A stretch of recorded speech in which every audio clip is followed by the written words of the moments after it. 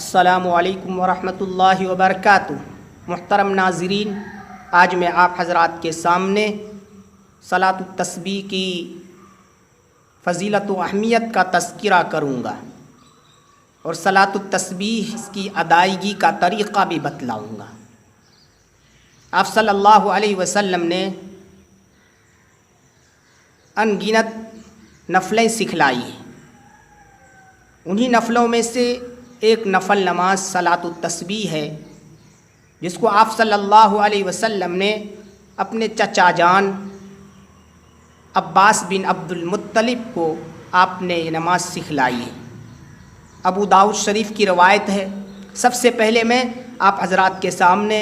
اس حدیث کا ترجمہ پیش کروں گا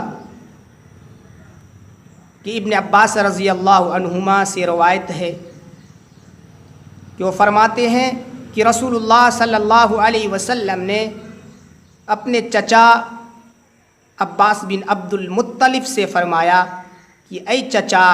اے عباس، کیا میں آپ کو ایک ایسا ہدیہ نہ کروں؟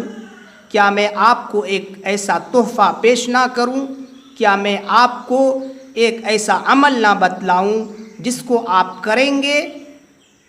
جس عمل کو آپ کریں گے تو اللہ تعالیٰ 10 طرح سے نفع پہنچائیں گے، اللہ تعالیٰ 10 طرح کے اجر و انعام سے نوازیں گے۔ اس کے بعد آپ صلی اللہ علیہ وسلم نے فرمایا، یعنی اللہ تعالیٰ آپ کے اگلے پچھلے، نئے پرانے، چھوٹے بڑے، جان کر یا انجان کر، غلطی سے ہوئے یا جان بوجھ کر ہوئے، اسی طرح چھپ کر ہوئے یا کھلم کھلا ہوئے، سب گناہوں کو معاف فرمائیں گے۔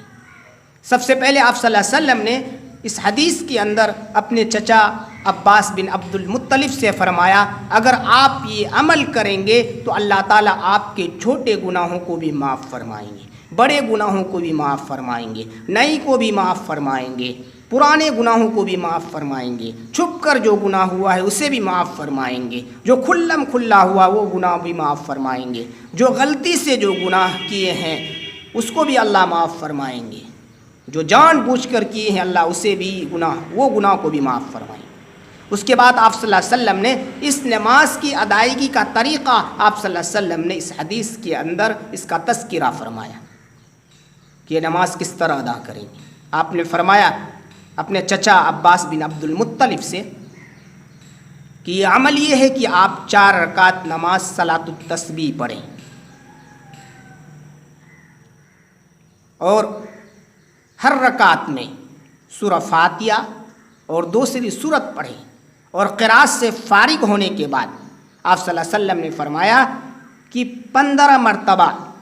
قرات سے فارغ ہونے کے بعد رکوع سے پہلے 15 مرتبہ یہ کلمات کہیں، سبحان اللہ والحمد للہ ولا الہ الا اللہ واللہ اکبر، قیام کی حالت میں،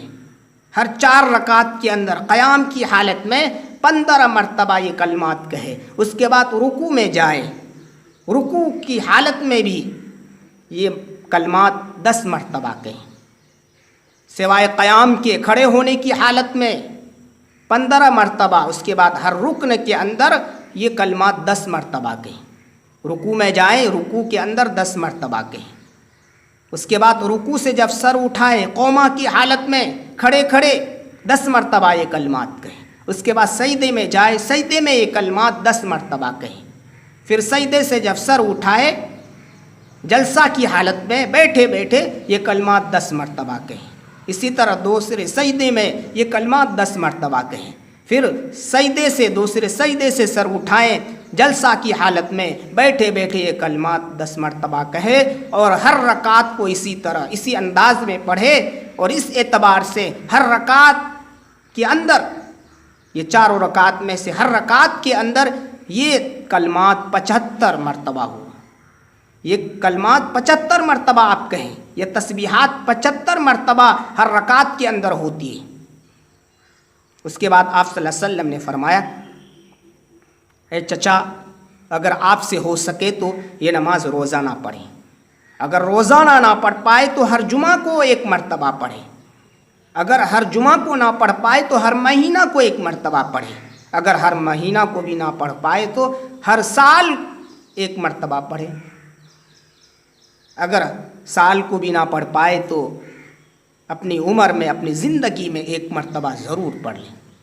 اس حدیث کے اندر آپ صلی اللہ علیہ وسلم نے سب سے پہلے صلاۃ التسبیح کی فضیلت کا تذکرہ فرمایا، اس کے بعد صلاۃ التسبیح کی ادائیگی کا طریقہ بتلایا،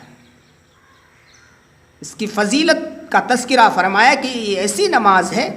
4 رکعت نماز پڑھیں گے تو اللہ تعالی ہر قسم کے گناہوں کو معاف فرمائیں گے، وہ گناہ چھوٹا ہو یا بڑا، نئے ہو یا پرانا، وہ گناہ کھلم کھلا ہوا ہو یا چھپ کر ہوا ہو، وہ گناہ غلطی سے ہوا ہو یا جان بوجھ کر وہ گناہ ہوا، اللہ تعالی ہر قسم کے گناہوں کو معاف فرمائیں۔ تو یہ نماز کس طرح ادا کریں؟ سب سے پہلے اس نماز کی نیت کریں۔ یاد رکھیے کہ نیت جو ہے شریعت میں دل کے ارادے کا نام ہے، دل کی کیفیت کا نام ہے۔ دل میں ارادہ ہوا کہ میں صلاۃ التسبیح 4 رکعت نماز پڑھ رہا ہوں، یہ ارادہ ہو گیا تو یہ نیت کافی ہے،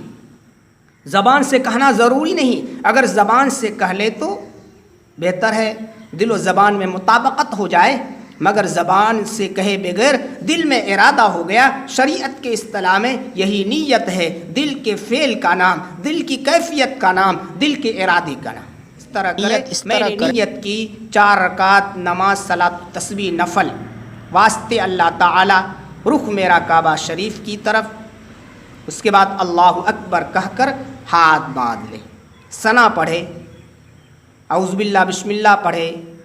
سورہ فاتحہ اور دوسری سورت پڑھے، اس کے بعد 15 مرتبہ قیام کی حالت میں کھڑے کھڑے رکوع میں جانے سے پہلے 15 مرتبہ یہ کلمات کہے، سبحان اللہ والحمد للہ ولا الہ الا اللہ واللہ اکبر، 15 مرتبہ کے بعد اس کے بعد رکوع میں چلے جائیں۔ رکوع کی جو تسبیح ہے سبحان ربی العظیم 3 مرتبہ، اس کے کہنے کے بعد رکوع کی تسبیح جب پوری ہو جائے، مکمل ہو جائے، تو پھر یہ تسبیحات سبحان اللہ والحمد للہ ولا الہ الا اللہ واللہ اکبر، یہی کلمات 10 مرتبہ کہیں۔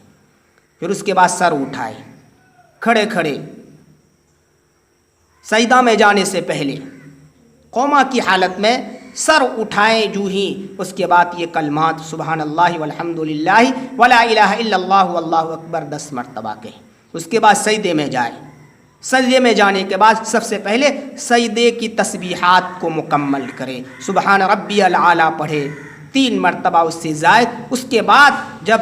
سجدہ کی تسبیحات مکمل ہو جائے تو اس کے بعد یہ کلمات کہے، سبحان اللہ والحمد للہ ولا الہ الا اللہ واللہ اکبر 10 مرتبہ۔ پھر اس کے بعد سجدے سے جب سر اٹھائے بیٹھے بیٹھے جلسہ کی حالت میں، جب سجدہ سے سر اٹھائے بیٹھے بیٹھے یہ کلمات 10 مرتبہ کہے، پھر دوسرے سجدہ میں جائے